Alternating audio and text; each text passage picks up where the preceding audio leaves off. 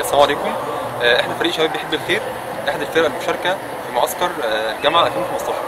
كنا حابين نتعرف على اهداف المعسكر من خلال الاستاذ الدكتور سمير الاباصيري وراي الطلاب في المعسكر من خلال الايجابيات والسلبيات. مدير اداره النشاط الاجتماعي والرحلات بجامعه اسكندريه ومدير معسكر نادي طلاب الجامعه اللي بيعود مره اخرى وده الفوج الاولاني. الهدف من اقامه المعسكر هو التعرف على افكار طلاب جامعه اسكندريه، اذا كان بينقصهم اي معلومه في اي مجال من المجالات. النادي انشئ لطلاب الجامعه لتفريغ طاقتهم والتعرف على الهوايات والابداعات اللي موجوده والطاقات اللي موجوده داخل الشباب، واكتشاف كوادر قياديه داخل طاقات الشباب، تعديل فكر الشباب اذا كان واصل له مفهوم خاطئ، بس روح التعاون والاخاء والموده والى اخره ما بينهم وبين بعضهم، الحياه داخل مجتمع في تواصل على مدار 24 ساعه، ده في نوع من انواع تعديل السلوك. برضو من ضمن الاهداف للمعسكر او لنادي طلاب الجامعه ان ده خلق طاقات جديده برضو من الشباب اللي موجوده، والتعرف على الكوادر القياديه اللي موجوده داخل الشباب، لان ممكن فعلا يكون في طاقات جباره موجوده مش لاقيه اللي يكتشفها ومش لاقيه حظها ومش لاقيه الوقت الكافي او المكان اللي يقدر يخرج فيه طاقته القياديه.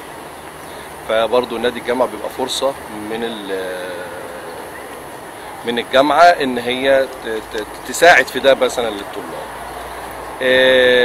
برضو من خلال اللقاءات الثقافيه اللي بتبقى موجوده احنا بنساعد على بس الوعي الثقافي داخل الطلاب، الوعي السياسي، الوعي الاجتماعي، الاقتصادي، من خلال اللقاءات اللي موجوده اللي بتبقى من مسؤولين وشخصيات عامه موجوده معروفه في المجتمع، وبنثق في كلمتهم وبنثق في افكارهم وارائهم. ده الهدف من نادي طلاب الجامعه. السلام عليكم. احمد مسعود، هندسه اسكندريه. هو حاجه كويسه طبعا اللي هو نادي الجامعه يرجع من جديد يشتغل، وفي ايجابيات كتير موجوده في المعسكر، اهمها اللي هو الانشطه. هي انشطه ترفيهيه عموما بس برضو الطلبه بتستفاد منها، وفي سلبيات بسيطه قوي اللي هي مثلا المده بتاعه النادي نفسه او المعسكر اللي هي المده قصيره، اللي احنا الطلبه ما بتعرفش تستفاد بكميه كبيره من المعسكر. وان شاء الله الفتره الجايه تبقى في استفاده كبيره، والفوج الجاي ان شاء الله هيبقى فيه كويس. شكرا. كويس، مش وحش، مش تعرفنا على ناس جديده، عملنا علاقات كويسه، اندمجنا مع الناس اكتر، قعدت مع صحابي كتير اتعرفت عليهم. بس والله انا استفدت حاجات كتير جدا من المعسكر ده. اول حاجه جددت نشاطي بحيث ان انا يعني ارجع للترم الثاني بطاقه اكبر عشان اقدر اوصل السنه. كمان كان في ندوات وحلقات نقاش ومسابقات شاركت فيها كتير. كان في كمان بالنسبه للجانب الرياضي كان في تنس وكان في شطرنج وكان في حاجات كتير قوي استفدنا برضو منها كتير.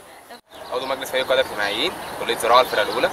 كان هدفي ان انا اطلع المعسكر ان انا اخد شغل فريق واعداد التدريب والدنيا ديت، بس للاسف ما توفرليش بكميه كافيه.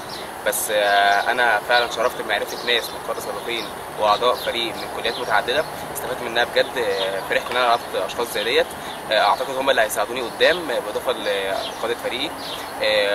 واديني اول معسكر اطلعه يمكن اتعلمت فيه حاجات كتير فعلا، شغل المعسكر نمطه ماشي ازاي، وباذن الله يعني ادي اكتر احسن في المعسكرات الجايه. شكرا. مساعد قائد فريق القاده الاجتماعيين كليه الزراعه جامعه اسكندريه. المعسكر بالنسبه لان هو اول مره يرجع بعد الوقوف الطويل جدا اللي كان واقفه دوت، فتعتبر بدايه كويسه ومبشره باللي هيتعمل بعد كده. بس يعني بالنسبه للحاجات اللي استفدناها انا شايف ان هي مش كتير، بس اهم حاجه التجمع اللي احنا كنا فيه، اتعرفنا على ناس انا ما كنتش اعرفها في حياتي قبل كده. مثلا الندوات اللي بتتعمل، شفت اشخاص ما كنتش اتوقع ان انا ممكن اشوفهم في حياتي قبل كده خالص. وشايف ان من ضمن الحاجات اللي المفروض تتوفر بعد كده ان هو بالنسبه للندوات يدوا وقت اطول شويه للاسئله اللي الناس بتسالها، لان كان في ناس نفسها تسال اسئله وما قدرتش ان هي تسالها بسبب ان الوقت كان ضيق شويه، وان هم يطولوا مده المعسكر بحيث ان يبقى فيه اكبر استفاده منه. دي المرة الثانية أو الثالثة، المعسكر كان كويس جدا، استفدنا بيه من عدة جوانب. أولا اتعرفنا على ناس جديدة وسمعنا آراء وأفكار ناس معروفة وناس يعني موجودة ليها طابع وليها بصمة في المجتمع بتاعنا، ويعني قضينا وقت ومعسكر لطيف من حيث الأنشطة والرياضات اللي احنا عملناها يعني. واكيد اتمنى ان الناس كلها تجرب الفكره دي، وبس ما تحصرش ان الناس اللي ليهم نشاط بس او الناس اللي ليهم انتماءات معينه هم بس اللي من حقهم ان هم يمارسوا النشاط ده ويجوا النادي معانا. واكيد سعيده ان النادي فتح تاني لان بقاله سنين ما اتفتحش. علي الشبيني، كليه الطب البشري، الفرقه السادسه. انا واصحابي الحمد لله جينا المعسكر السنه دي، كان استمتعنا جدا بالوقت وكانت الانشطه جميله جدا. بس السلبيات البسيطه اللي في المعسكر ان الانشطه لسه قليله طبعا، يمكن ده عشان فتره التوقف اللي كانت المعسكر ده كان توقف فيه، فان شاء الله تزيد ونستمتع تاني ونيجي تاني ان شاء الله. شكرا. يلا المعسكر عشان انا شاركت في المجله الثقافي فاخدت فيه مركز اول الحمد لله، فاخدت مركز اول. المعسكر كان كويس، انا مش اول مره اطلع معسكرات، المعسكر هنا كان كويس وكان منظم وكانت كل حاجه فيه مترتبه الحمد لله، كان كويس جدا. السيد حقوق اتحاد طلبه حقوق لجنه فنيه. تمام، انتوا بتتكلموا النهارده عن ايجابيات المعسكر والسلبيات بتاعته. شايف الايجابيات كتير قوي يعني، بس ما شاء الله. منهم اللي اتعرفنا على ناس جديده، ونادي الجامعه ده راجع تاني زي زمان، كان بقاله بتاع 3-4 سنين ما فيش اي نشاطات لنادي الجامعه، فده بحد ذاته حاجه كويسه اللي هو راجع تاني. والناس من جميع الكليات، فكل واحد بيتبادل وجهات النظر ما بين بعض، والاختلاف ما بيننا كان تكاملي في الفتره دي، ما كانش اختلاف اللي هو يؤدي لمنازعات او اي حاجه خارجه يعني. كلية الطب البشري سنة 6. كنا في معسكر بقالنا تقريبا 4 أيام، كانت من أحلى الأيام فعلا ال4 أيام دول، وكان نفسنا نطول أكتر من كده بس للأسف مفيش حاجة بتكمل يعني. الحمد لله يعني كانت أيام جميلة، بس كان في شوية سلبيات بسيطة كده يا رب إنها تتعدل. بس طبعا انبسطنا جدا، النشاطات كانت جميلة جدا ومنظمة جدا، وكله تمام الحمد لله. شكرا. اسمي محمد علي، كلية آداب. إيجابيات المكان هنا ما شاء الله المنظر تحفة أساسا، والمكان حلو جدا والمعاملة حلوة جدا، منظم، استفدنا كتير من المعسكر. أما السلبيات من ناحية النظافة شوية، المكان عايز يتنضف ويا ريت تستغلوا المكان ده في حاجات أكبر من كده يعني. المكان حلو جدا وعايز يستغل ويتطور أكتر من كده، لأنه خسارة يعني مكان زي ده يتساب مبقاش مثلا إلا أنشطة بس أو حاجة بس. سمر جمال، كلية آداب قسم علم نفس. إيجابيات المعسكر أهم حاجة الندوات اللي كانت بتتم من 7 ل 9 دي كانوا بيجيبوا ناس مهمة قوي، ما كناش يعني نتخيل إن احنا نقابلهم كده ويبقى لينا الحقيقة إن احنا نقوم ونسألهم ويردوا علينا.